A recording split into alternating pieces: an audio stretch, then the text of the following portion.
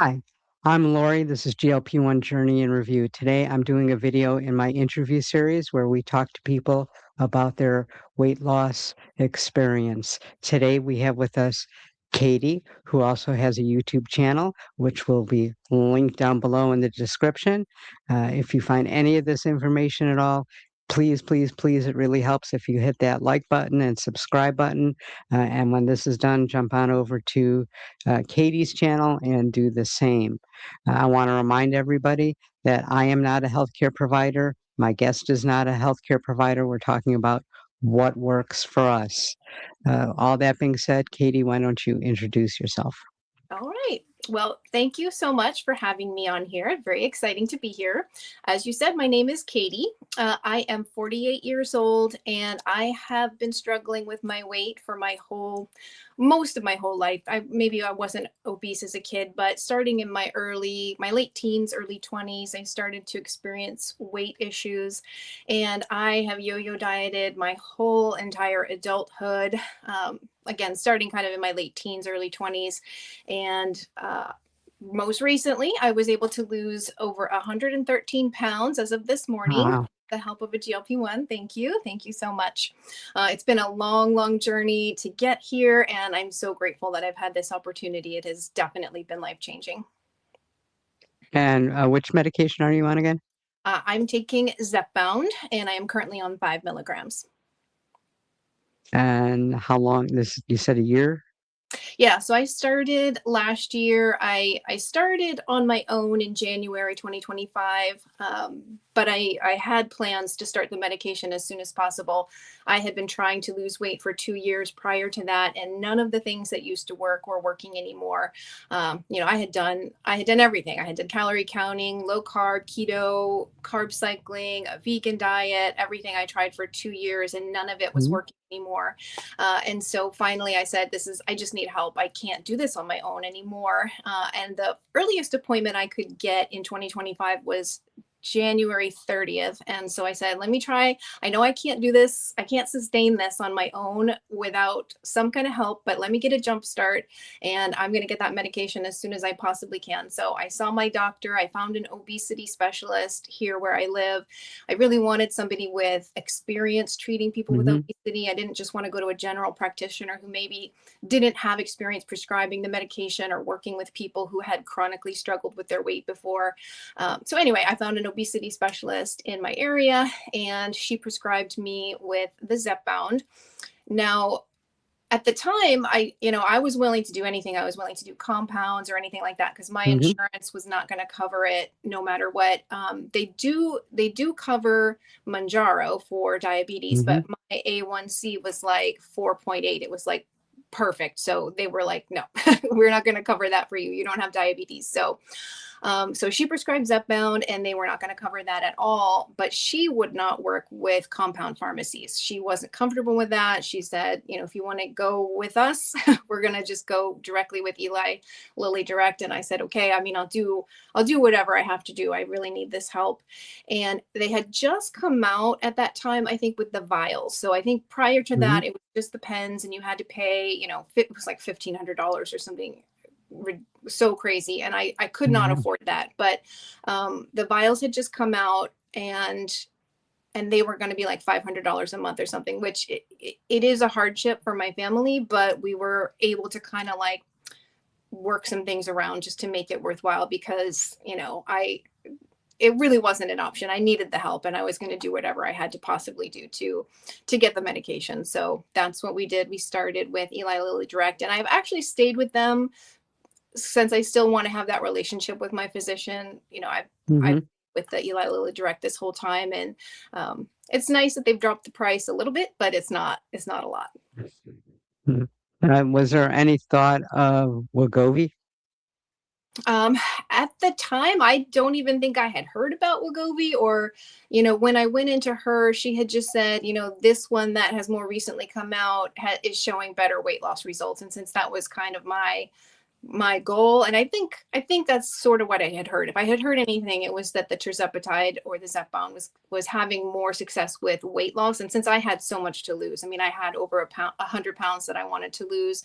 I wanted to make sure that I did whatever was going to give me the best results right out of the gate.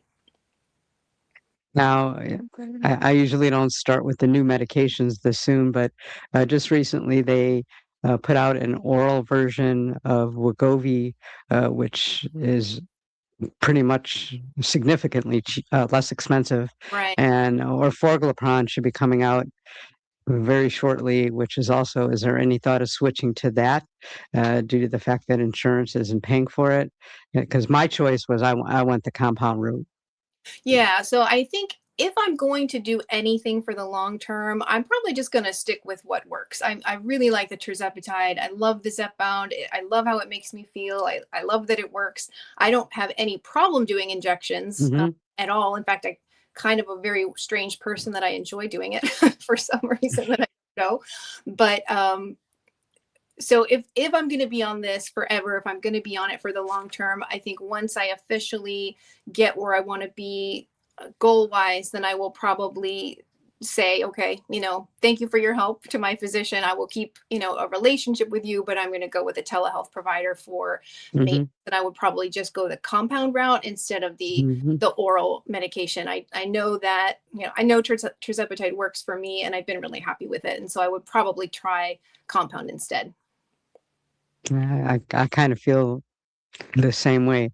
So it pretty much sounds like you've made that decision, at least for now, that you're going to be on some sort of GLP-1 medication for the rest of your life. Possibly, although we can talk about this now if you want to, but Sure. I am going to try to attempt to wean myself off of it.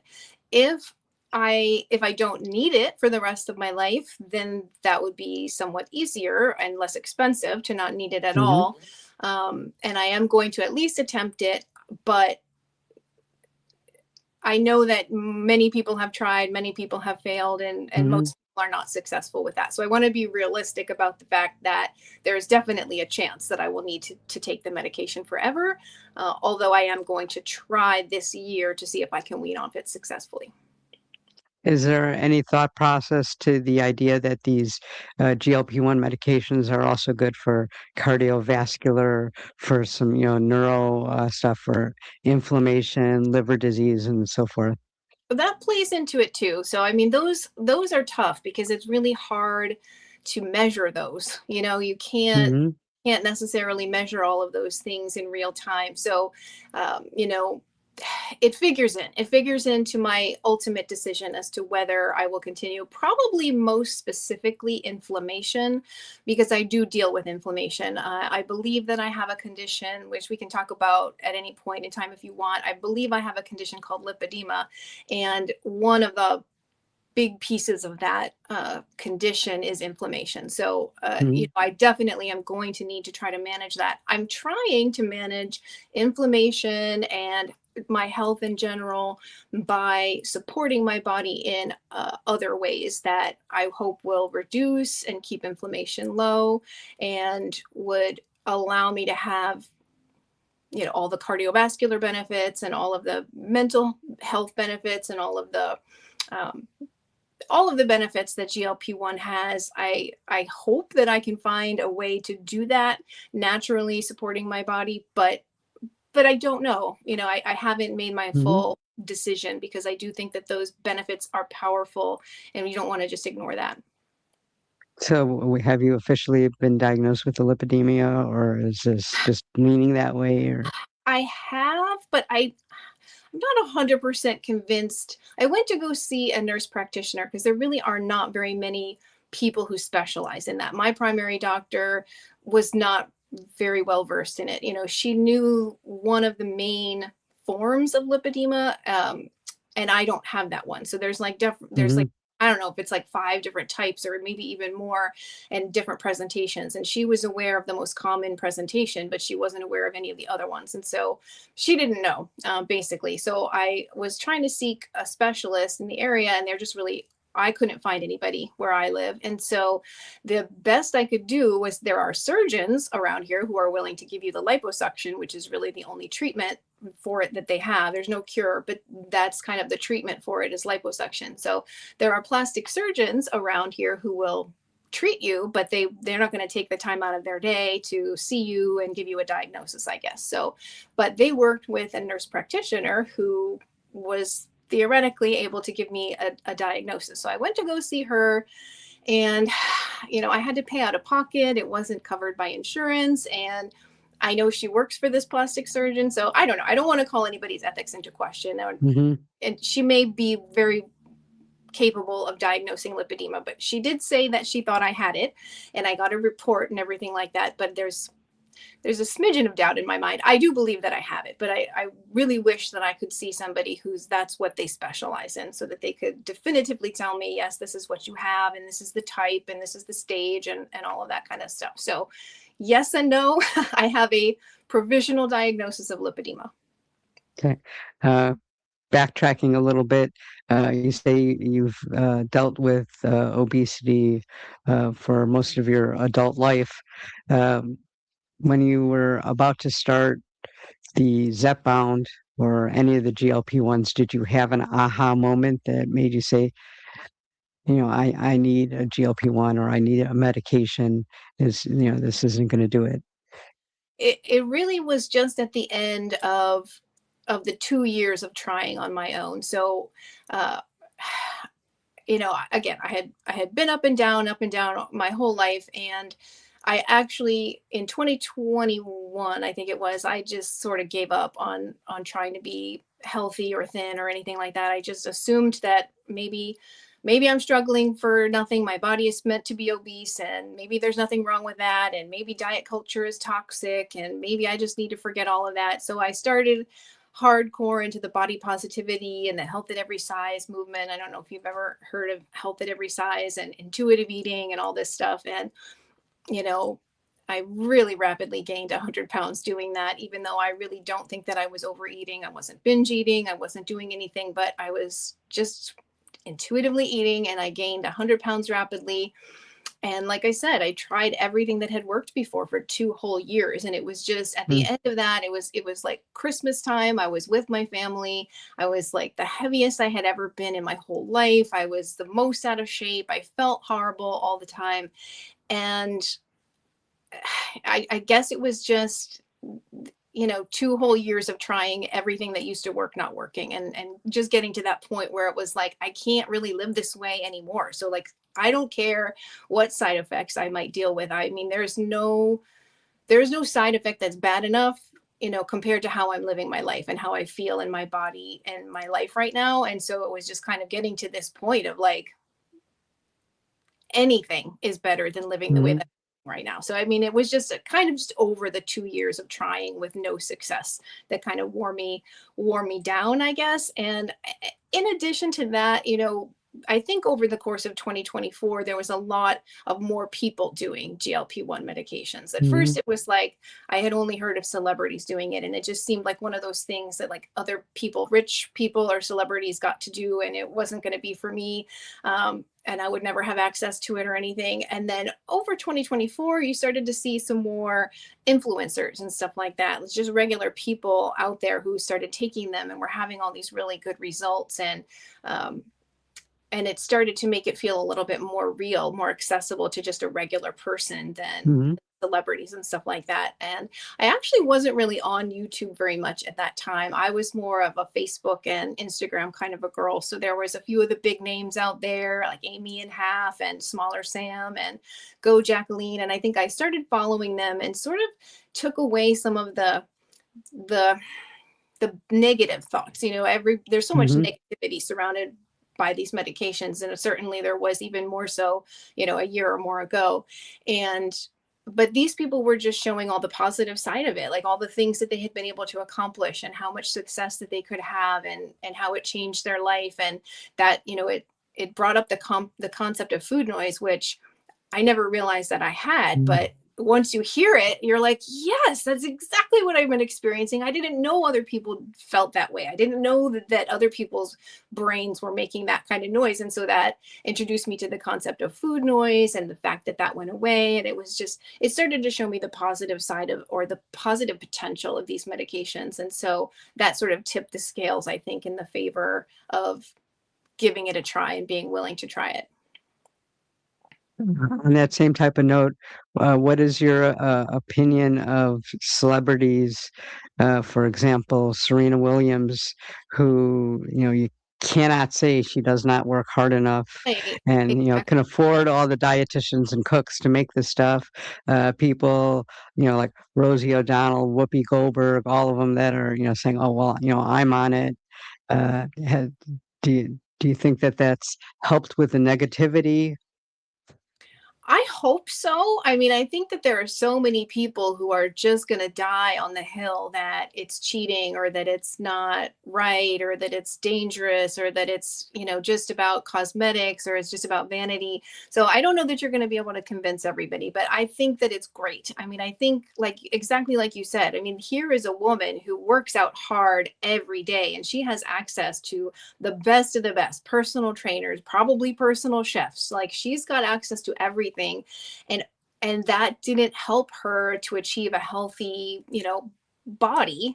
And you know then she can take this medication and suddenly all of her hard work, now she's, I assume, at a healthy body mass. I don't really know her personal medical issues or anything like that. So I mean, I hope that it can open some people's eyes to say that we are trying hard, we are trying to exercise, we are trying to eat healthy, and sometimes that's just not enough, or a lot of times that's just not enough. So I hope that it changes some people's minds and opens their eyes. I like it. I think that overall it's positive. Absolutely. Now I was watching one of your videos not that long ago that not too long ago you changed to the carnivore diet. You want to tell us about that?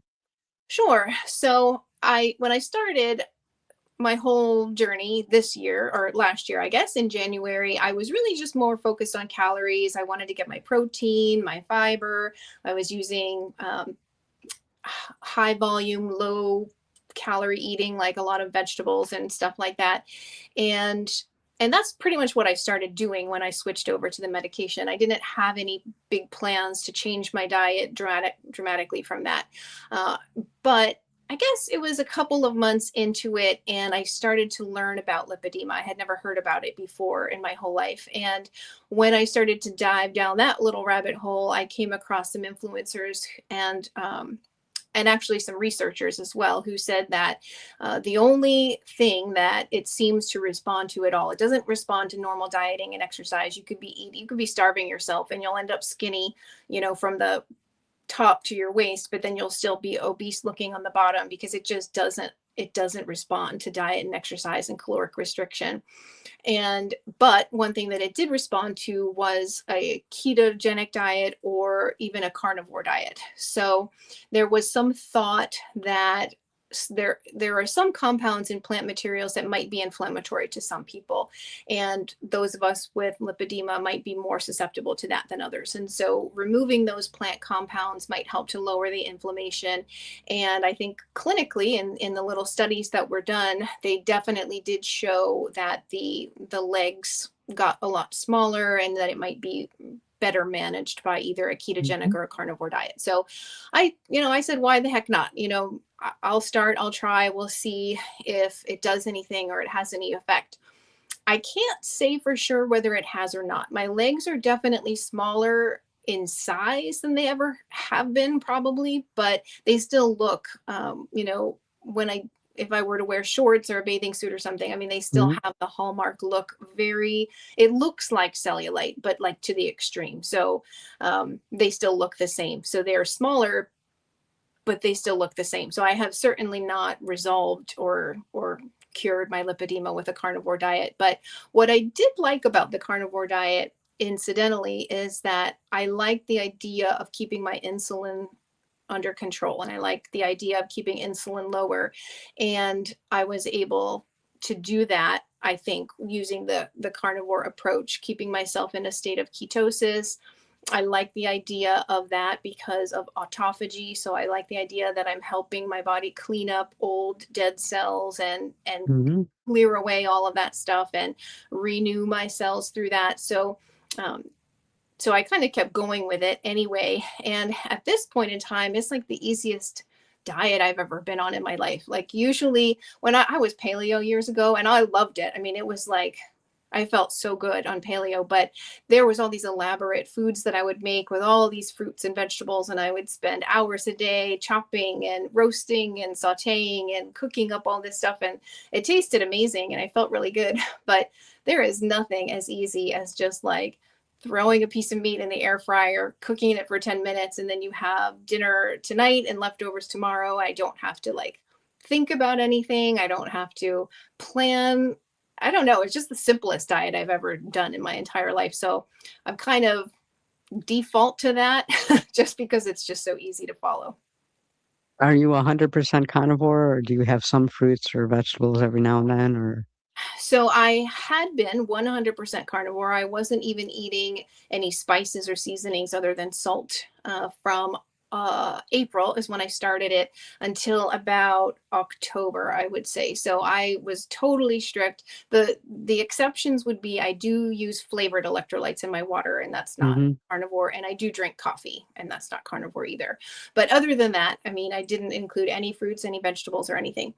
In October, I met my first weight loss goal, which was to lose 103 pounds. I wanted to get to 170 pounds before starting to really focus more on body composition. So I had gotten to that goal and I decided theoretically, I think what makes the most sense to me moving forward in my life is to do more of a seasonal approach to eating. So I think when we were evolving as human beings, we probably had periods of time when we were more carnivore and then periods of time when we were more omnivore, when there would be plants and things available Mhm. to us, maybe berries and roots. And I don't really know what was available in the wild, but those kind of things would be available and we would have eaten them because why would you not eat something that you could eat? Like we want to survive. So we probably ate those things. And kind of this sort of ebb and flow, a seasonal ebb and flow to eating. And that's probably what I will eventually do. But I wanted to test things out one at a time to see if, Mhm. whatever I wanted to see, if anything did cause any inflammation, then I could just avoid that in the future. So I did start doing some testing in October and I've tested, I live in Florida and we have a like a late Me growing too. season. Oh, okay. So here they started, there's a local farm not too far from me, and they started having their farm stand open up uh, in November, I guess it was. So I wanted to start with local foods. I thought local, fresh, seasonal. If I'm going to eat anything that's not carnivore, this is how I want to do it. So their farm stand opened up and I started with zucchini. I tried some zucchini, some tomatoes, some, what else? I'm blanking on what I tried. Anyway, I've been Mhm. kind of rotating through, oh, sweet potatoes I tried that they had, and I've been rotating through those vegetables to see how they affected me. At first, they did seem to give me some digestive issues, but I think it might just have been that my microbiome wasn't used to vegetable matter at that point because it had been Mhm. a while. So I seem to have been able to tolerate certain vegetables, and I do enjoy them. So I will probably, like I said, in the future, I'm going to keep testing things out. Um, After Christmas, at Christmas time, I traveled and I went to go stay with my sister in the Boston area. And she and her husband are really, really good cooks. And I just let myself kind of eat. I didn't eat any grains. I didn't eat any flour, any bread, any processed food, any sugar, anything like that. But I did allow myself to eat some of the vegetables that she prepared. So I had things that I hadn't tested yet. So like Mhm. mushrooms and potatoes and I don't know what else. So anyway, I ate a bunch of things that were kind of like off the menu, and I drank alcohol, which I don't normally do. And I came back from that. I just felt like garbage for about 2 weeks after Christmas, and so I've just been back to kind of strict carnivore for the last couple weeks, and I'm finally back to feeling like myself again. And so I will probably resume testing. I would like to be able to incorporate some fruits and vegetables for variety, if nothing else. I don't Hmm. I don't know that the human being necessarily has to have them, but because there's so many carnivore advocates out there who have been living on just meat for 20 Hmm. years, they're like amazing. They're in absolutely phenomenal shape. So I don't think it's necessarily 100% necessary for everybody, but for variety, it might be just nice to have that at least on some level or seasonally or that kind of thing. Now, correct me if I'm wrong. My uh, thought is the carnivore is, strictly animal meat, and it includes pretty much a lot of fattier meat, Hmm. which obviously has more calories. And you're on a weight loss journey with the ZepBound. Did you notice any difference in the speed of that you lost when you switched to carnivore as to before? Strangely, no. I did lose a lot of water weight.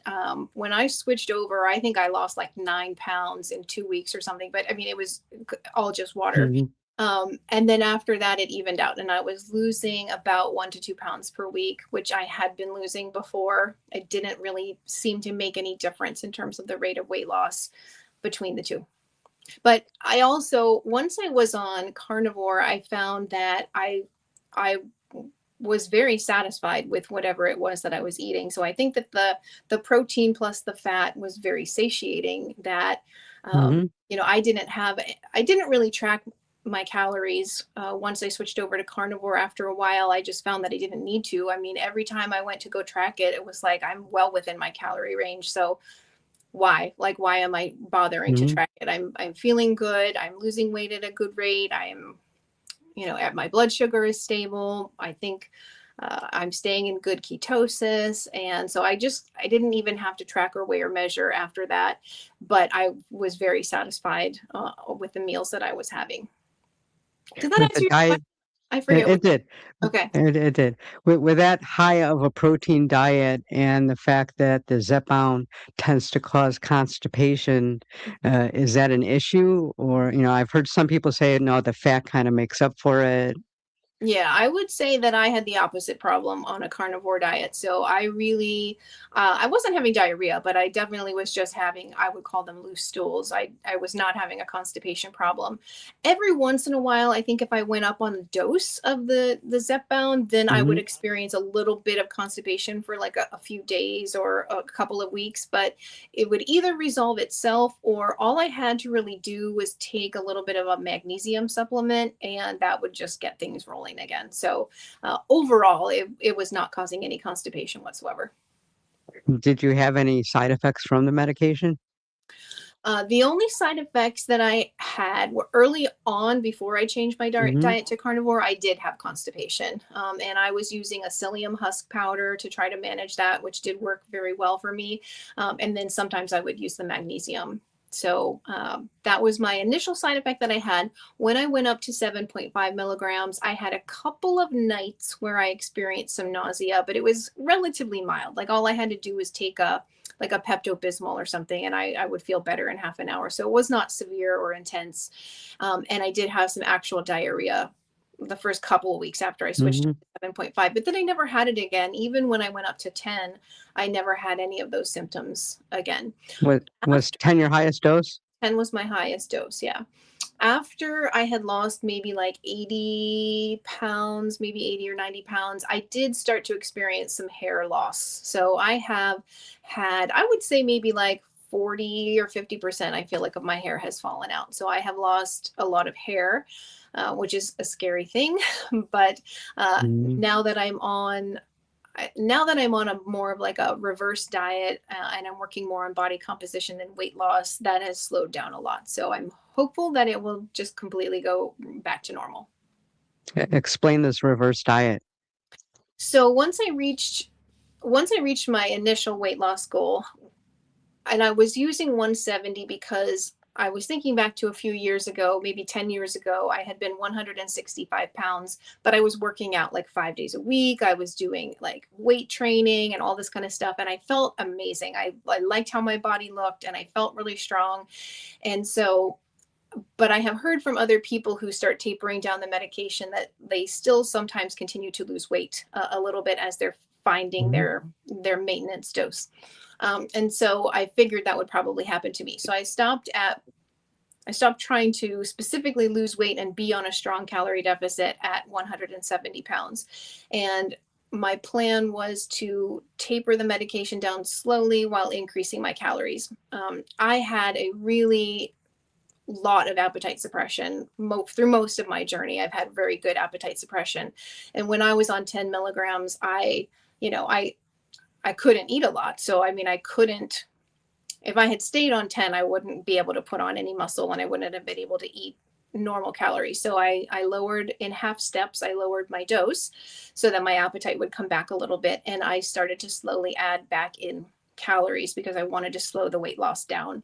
And I've used actually a reverse diet before, many, many years ago, because the concept is if you go straight from being on a strict calorie deficit to now going to maintenance calories all in one go, your body's like, oh yay, the famine is over. I'm going to hoard all these calories. Your metabolism is lower and your body is primed to try to gain the weight back. And so if you kind of slowly do an increase, a very slow calorie increase over the course of weeks or months, then you kind of help to restore your body's metabolism a little bit and it doesn't freak out so much, so that you should be able to get to a maintenance calorie level and not have the same strong reaction of your body of just wanting to hoard all of those calories. So I'm using the concept of a reverse diet in that way, but then also just so that I could actually eat enough calories to put muscle on while still losing a little bit of fat. That should also help with the hair loss because Exactly. that's not the medication. That's just any weight loss Right. will do that. Exactly. So, do you take any supplements? I take one primary supplement, and I've talked about it in some of my videos. It's called Body Bio PC, and it's phospholipids basically. So that's a fat, but it's in a form that is the same form that your cell membranes use, in particular mitochondria. So I'm really, really fascinated and really, really interested in the concept of mitochondrial health. Mitochondria do so much more for us than just make our energy that we use, but they even have some role in genetic expression and a lot of function in the body. And what I had heard somebody say, and I'm not scientific enough to know if this is true or not, but it sounded really good when they said it, that mitochondrial health is, in some ways, it's kind of the basis of all of your health. And if your mitochondria are not functioning properly or normally, then it can cause all kinds of metabolic problems. And it's implicated in, everything from obesity to, I don't even know what else. But they say that your mitochondria get damaged over the years. So dieting, eating poor foods, not exercising, poor sleep, stress, all of these things damage the cell membranes of our mitochondria. And when the cell membrane is damaged, it cannot function optimally. And so they say that if you supplement with the correct kind of lipids that the cell membranes need, that they can start to function better, and that can have far-reaching implications for detoxing your body from all different kinds of toxins that you might have been exposed to, mold that you might have been exposed to, and it might also favorably influence your genetic expression as well. So if anybody's interested in it, the woman that I followed, her name is Justine Stenger, and mitochondrial medicine is kind of her thing. And so she had some supplements that she recommended. I cannot afford to take all of them. They're not inexpensive supplements, but I believe in the idea of this, and so I supplement with those phospholipids every day. Sometimes I take magnesium if I feel like, I'm having constipation, but I really haven't had to take any of that in a while. I do take electrolytes all of the time, and so I know I get sodium, I get potassium, and I get my magnesium there. So I don't need to do very much extra from that. And that's kind of it in terms of my supplements that I'm taking.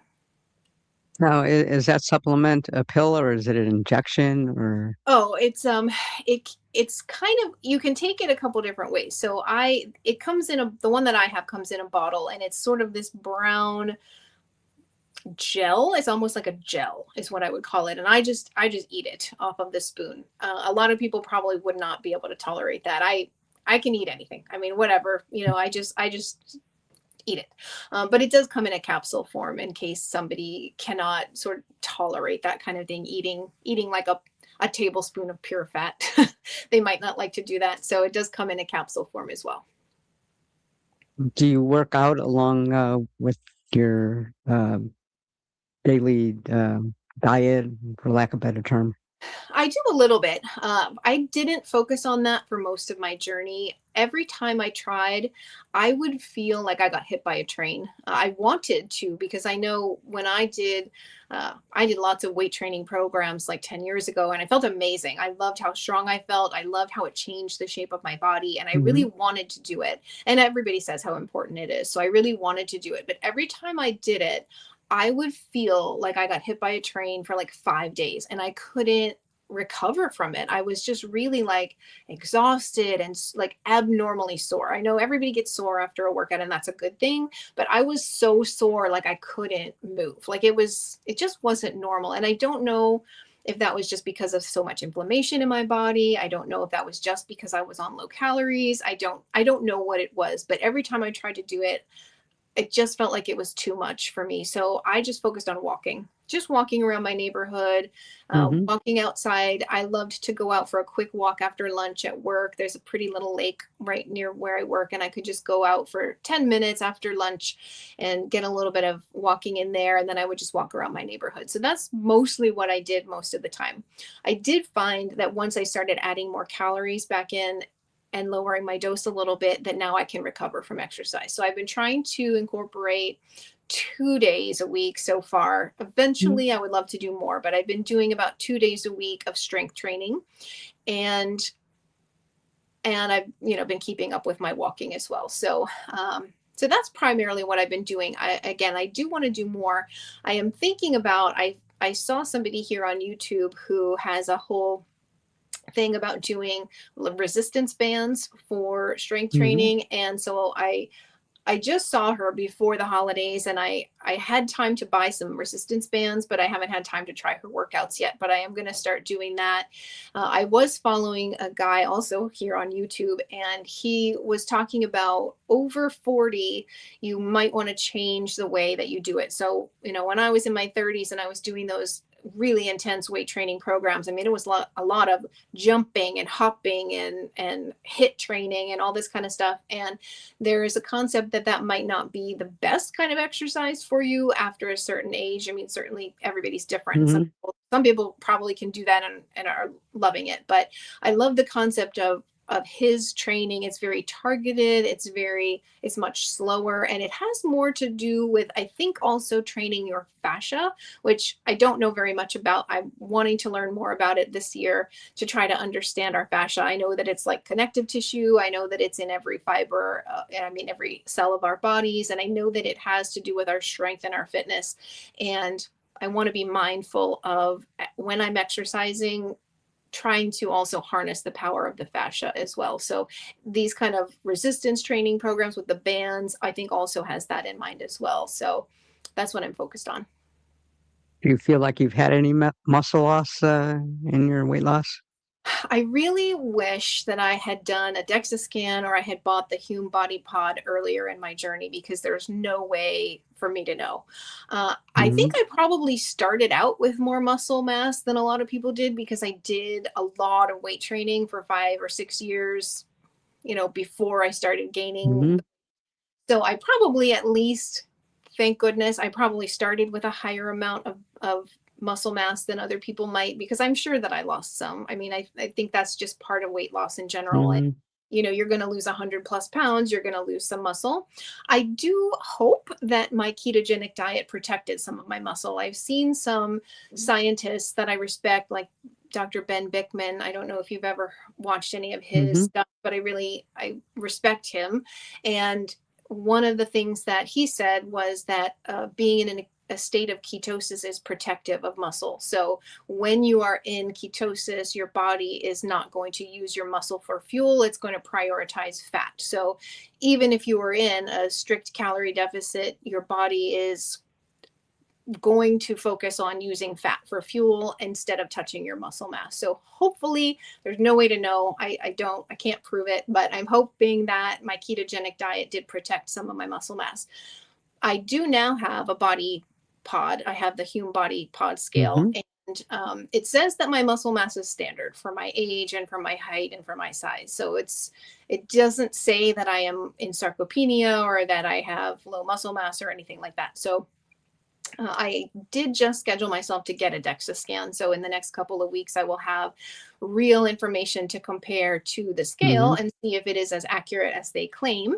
And then, then I can go from there with a more accurate assessment of where I stand. And I am definitely curious about my bone density because I have no idea where that might be. Um, I have no idea where that might be on the scale of things. So I definitely now is a really good time for me to learn about that information so that moving Hmm. forward, I can focus on bone health and bone density in any way that I can. So that'll be really interesting to see. But luckily, at least I don't think that I have low muscle mass, which is good. That's great. Do you have a favorite protein?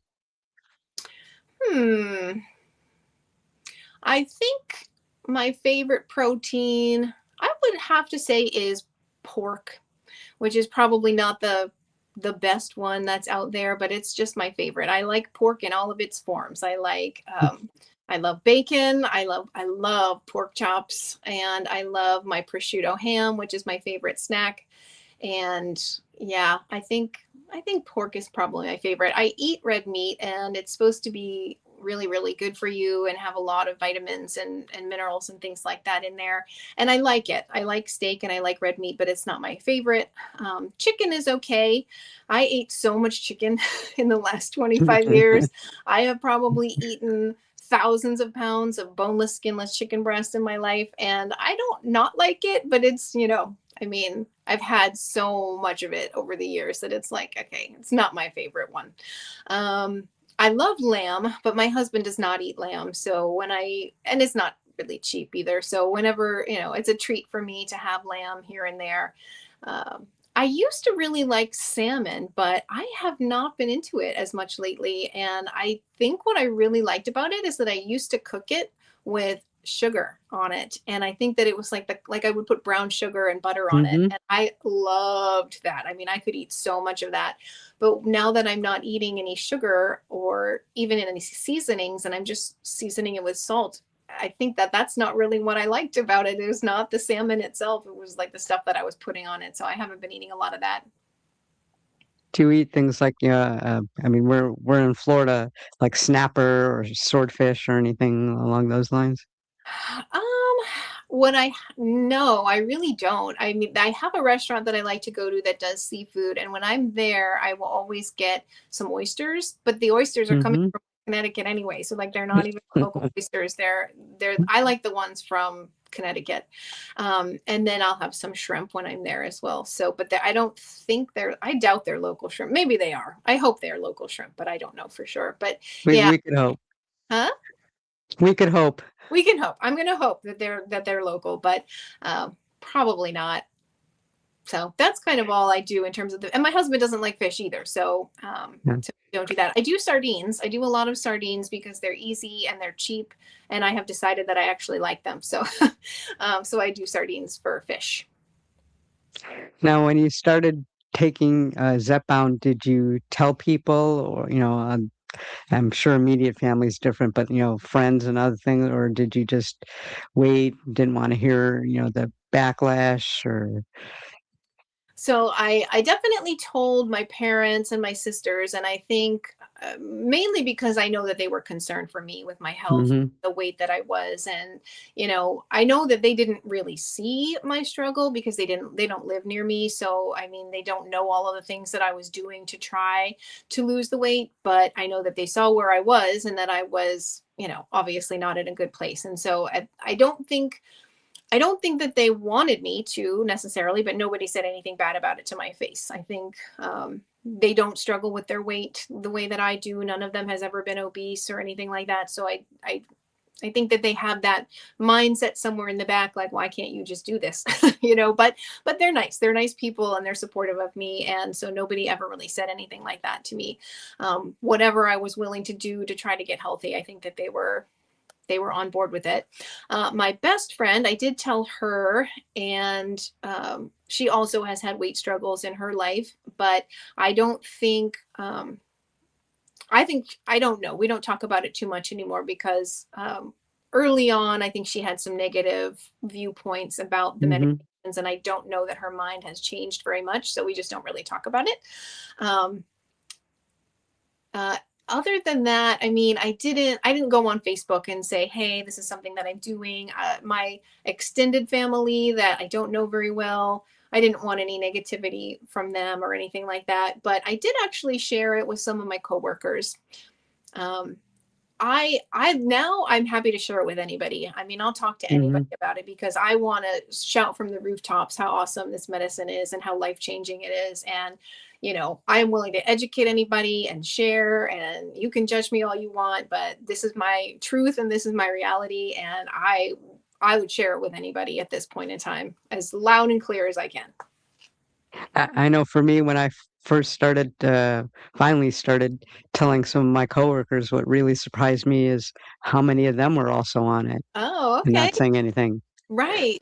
I think there probably are tons of people out there who are and just afraid of the backlash and hearing the negativity and stuff. I mean, it can really affect you. So I don't blame Mhm. anybody who doesn't say anything to other people about it. I don't Mm. think anybody at my office is on it. I think that they already were all naturally thin people. So I don't know. I did share just because I mean I was losing a lot of weight. Right. And again, Uh, they're all healthcare professionals, they're nurses where I work. And so, I thought if anybody was maybe not going to judge it, hopefully it would be them. I don't know about you, but I know I'm guilty now of if I see somebody, on an interview show or on an interview on YouTube, whatever, especially a celebrity, and I've seen them like 6 months ago and they've lost a ton of weight. My first thought is, I wonder which GLP-1 they're on. Mm-hmm. And I'm happy for them. And even if they're not ready to Mhm. share it, or even if they don't want to, hey, I don't care. I'm glad you're getting the help that you need. I'm glad you're finally, getting what you need. So yeah, I totally suspect that there's a lot of people who are on it who aren't admitting to it, and you always have to wonder when you see these glow ups. You see people that just they Mhm. look fantastic. There's all this talk about Ozempic face and stuff, and I'm like, what are you talking about? All these people that I see, they look amazing. They look like healthier than they've ever looked before. I don't know what you're talking about. So let's talk a little bit about your channel. What made you uh, start talking about your ZepBound journey and so forth. So I was pretty far into my journey when I decided to finally start sharing about it. And um, I think I finally realized how much those early influencers helped me out. Mhm. They really helped push me over the edge of like really being too afraid or too doubtful or too whatever to try it, to finally taking the leap. And I kind of wanted to pay it forward. Once I realized so many things after starting to take the medication and how much these medications have freed me, that I really want to pay it forward. I want to share as much knowledge and information and positivity and the benefits and all these kind of things that maybe there's other people out there like me who are like on the fence, or they're scared, or they all they hear is the Mhm. negativity, or they don't believe that it could really be true or whatever. And if they can stumble across my channel, and if they can see some encouragement, and if they can see what's possible, that maybe I can help somebody else out and inspire them. And even if they don't take the medication, I mean, even if they just take some of the other Mhm. lifestyle changes that I've made, and just, or if they can see themselves in me, then I've done some good in the world. Also, I mean, it always touches my heart when I get a message that's like, yes, I've never heard anybody say that before, but that's exactly what my life has been like. Or, you're you're just like me, and you look like me, or you're my height, or you're my stats, or whatever. And it's so inspiring to see what's possible, or to hear your struggles and your journey. I just love it when I can help even one person to feel like they're not alone, because that's for me, that was sort of what it was like living my life as a fat person. Like I said, like my family were not overweight. They've never been obese. They've never struggled with food. They've never had any of that. And even though I know like there's millions of us out there in the world, Hmm. you feel kind of alone anyway. I'm struggling here and you're not struggling. You don't know what I'm going through. I love connecting with other people. It's like it saved my life, and I want to pay that forward. Absolutely. And I think that some of that might be changing considering I think one of the latest stats were 60 to 70% of people in America are either overweight or obese. Yeah. So, we're not alone, but Right. I understand the feeling of being alone because when it's happening to you, it's like, oh, yeah. Right, right. I mean, I just remember that I don't know, like I was traveling a lot for work in 2022, and it's like I know that there were other overweight people on the plane, but I always felt like the biggest one. I always felt like the only one who couldn't fit in the seat, or who needed the seatbelt extender, or whatever. Or you're at a restaurant and you're looking around, and like, am I the only one who can't fit in these stupid tables? Am I the only one who can't sit in this chair? And it does feel like that, even though you're not. Like, there's lots of people out there, but it just feels like you're the only one sometimes. Absolutely. Now, going back to the ZepBound, do you have a favorite injection spot? Have you tried them all? Do you rotate? I did.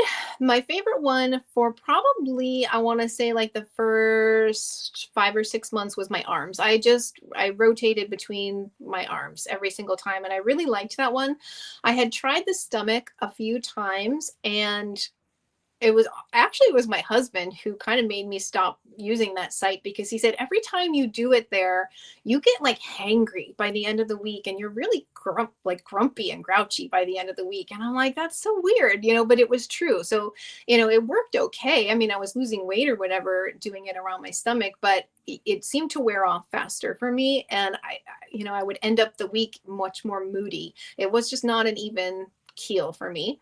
I tried my thigh once, and it felt like I didn't take the shot at all. It was like I had no appetite suppression. I had food noise was back. I had like it was like a horrible week. So I only ever injected in my thigh one time. And then I started trying to experiment with unofficial sites. And I Mhm. asked my doctor before I did it. So nobody comes for me in the comments. I didn't just do this. Anywhere there's fat. Anywhere there's fat, it should be fine, right? So now I like to do it in sort of like upper butt, kind of like side butt hip area. And that's my favorite location. And I'm not saying that I lost weight like any faster or anything like that, but I just feel like it just feels like I'm on an even keel. It seems to last longer. I mean, I feel like usually by day 4 or 5 on some of the other locations, I would really start to get hungry. And I feel like in this spot, it lasts until day 6 or day 7, until it starts to wear off. And it doesn't hurt when I put it in there. Like, I can't even feel the needle. And I don't know, that's my favorite spot. So that's kind of where I do. I just alternate one side or the other. And that's where I go now. Now, you started off on the pens or on the vials? No, so I started straight away on the vials.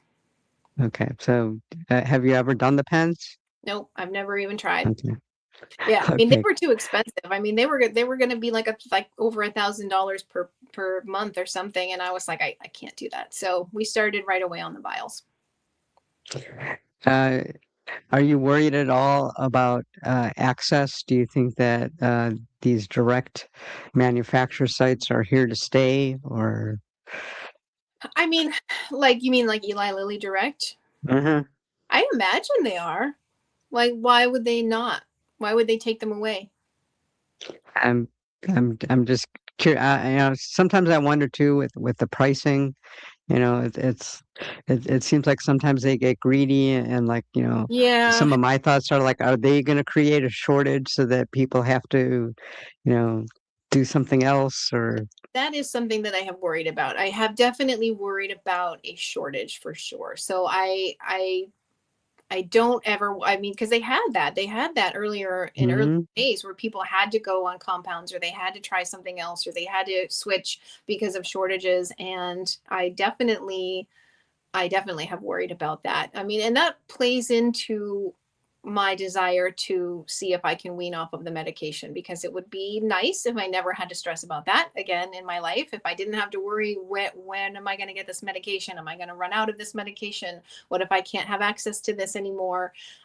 If I don't have to worry about those things, it would be really nice, because it is definitely something that I have thought about. I don't think that like Lily Direct is going to go away, but I mean, certainly shortages could happen or price increases. They could decide, like you said, to get greedy at any minute and decide that they're going to go ahead and just triple the price, because why not? People will pay it. So yeah, I do have concerns about that. my only saving grace with that is, this medication basically came out in, with 3 to 4 years ago, Hmm. and it started off at about $1,200 and now is at the $300 to $500 range. I don't remember any medication going down that quickly, so new, Right. uh, before. So, to me, I that's agree. kind of a saving. Yeah, I mean, I think that's amazing. And I never really had to think about it before. I've never had to take any super expensive medications. I take some migraine medicine sometimes, but I've been able to get the generic, and so it's fine. I know my younger sister has MS, and some of those medications are, I mean, I don't even know what it is, but it's like it's in the thousands and thousands of dollars per dose and stuff like that. And like I can't even imagine, but I know that they'll do that. They'll charge as much as they can, and if you're desperate, you'll pay it and you'll find a way to do it. So um, it's nice to see that they have at least decreased the medication for the Mhm. price for this one, and hopefully that trend will continue. Hopefully, especially when you hear how many billions and billions they make per quarter, Yeah. and, you know, everything that I've read is this medication costs somewhere between $5 to $10 a dose for them to make, and even with the pens are about a buck. Yeah. Yeah, it's corporate greed. I know that they can talk about research and development, and I am certain that a lot of money does go into research and development, and for Mhm. that I am grateful. But I'd like to know what the CEO makes, and I'm going to guess, and what the shareholders make, and all that kind of stuff. And I am sure that there is a lot of money still to go around, even if they lowered the prices of these. So I mean, I don't know their book, Absolutely. but I'm guessing there's a lot of corporate greed involved. Just look at how many people are on compounding, and if they would just lower the price, I'm sure that they would double the amount of people, because why would Exactly. you take compound if, within 50 bucks is, what the brand name is? Exactly. I mean, I think that it's a no-brainer if they just lowered it to be competitive. It's so funny. There was some kind of Facebook post they did months and months ago, and it was attacking the compounding pharmacies and talking about how they're not safe, and this is a danger to the public and all this kind of stuff. And I'm like, all of the comments were like, "Are you kidding me? All you would have to do is lower the price, you guys, and like those wouldn't even be an issue. Like if you could be affordable, everybody would go with you." I don't know whether they even read the comments or not, but it was kind of funny Mhm, because it was just like, of course, everybody would go with the manufacturer if they could afford to. It's like, and if you're so worried about public health and public safety, like stop suing these guys and just lower the price so that mhm, the American public could actually pay for it. And there's so many millions of us that need it or could benefit from it. I mean, you would make more money than you could ever possibly spend in your life. mhm. What are you doing? I don't know. It doesn't make any Yeah, sense. absolutely. And on that same note, one of the things they're saying with the compounding companies is, the sterility and so forth. And it was just a week ago that Novo Nordisk got cited for having hair in Oh, their wait, I heard medication. that, right? So now yeah, come on, guys. Crazy. So I tend to wrap these things up with asking the guest, what would your advice be to somebody thinking about starting a GLP-1 medication? I would hands down say get started. Do it, do it, do it. You won't regret it. If you have access to somebody who's experienced in prescribing these one way or the other, I would definitely go that route if you can. There's a lot of well-meaning, practitioners out there, but they don't have experience with it. And, there are still some nuances with this medication about how to prescribe it, how to titrate up, when to do that, what diet to follow, and things like that. And if you can go with somebody who has experience, that would be great. If you can't, you can't. That's fine. But don't put it off. Don't hesitate any longer. Try this medication. Your life will change for the better. I just say get started. Just do it. Absolutely. Katie, I want to thank you for taking time out of your busy schedule to do this. Absolutely. Remember, again, hop on over to Katie's channel, which will be linked in the description. If you found this useful, hit that like and subscribe button, and go over to Katie's channel and do the same. And with that, I'm going to call this a wrap. All right. Thank you so much.